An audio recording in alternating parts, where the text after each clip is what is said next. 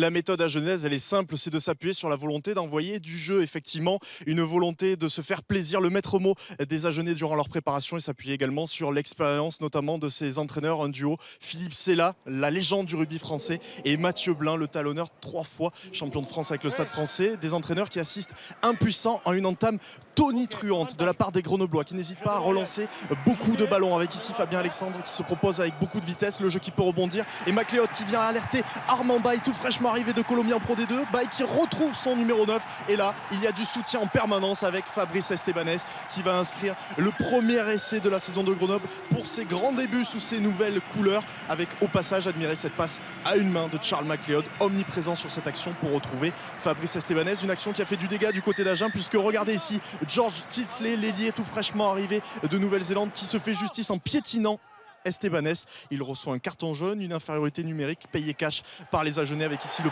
décalage parfait de Arnaud Hegui pour Fabien Alexandre. Après 14 minutes de jeu seulement, eh bien Grenoble mène déjà 12-0 malgré l'absence de Jonathan Wisniewski, forfait de dernière minute. On pense alors que Grenoble va dérouler, mais c'était sans compter sur l'orgueil des joueurs du SUA, avec ici Mazar, la charge pour prendre l'axe du terrain, et on a ciblé une faille du côté d'Agen dans la défense de Grenoble. C'est l'axe et on insiste avec les avants, toujours dans l'axe du regroupement. On relève les ballons dans ce secteur et on met les Grenoblois sur le reculoir, et derrière on peut écarter avec Burton Francis. La fin de passe magnifique de Francis qui peut derrière décaler la Mouly parfaitement. Le premier essai d'Agen depuis sa remontée en top 14, un essai inscrit comme un symbole par un pur produit du centre de formation Mathieu Lamouly, avec au passage admiré la fin de passe parfaite de Francis qui derrière peut décaler Lamouly. Agen est en train de revenir petit à petit dans cette partie. On est en train de se dire du côté de Sella et Blin, eh bien que Agen est peut-être dans son match malgré cette entame quelque peu ratée, d'autant qu'on n'hésite pas à prendre des initiatives depuis son camp avec Balès. Cette passe après contact magnifique pour Marc Giraud qui s'arrache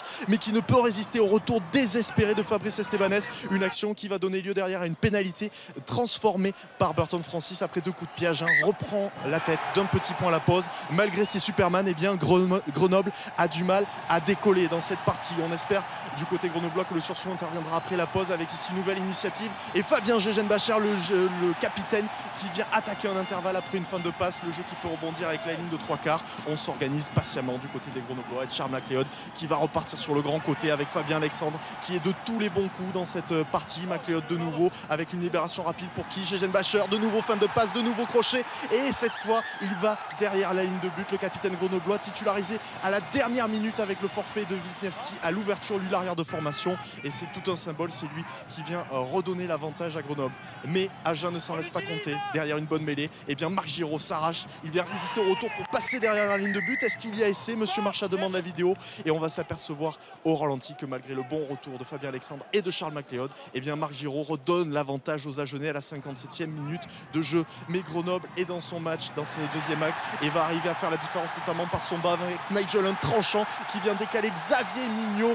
Grenoble reprend les commandes de cette partie. On va revoir cette action magnifique avec le travail de décalage de Hegui, la passe sur le pas impeccable de Gégenbacher pour Nigel Hunt, et derrière la fixation d'école pour décaler Xavier Mignot.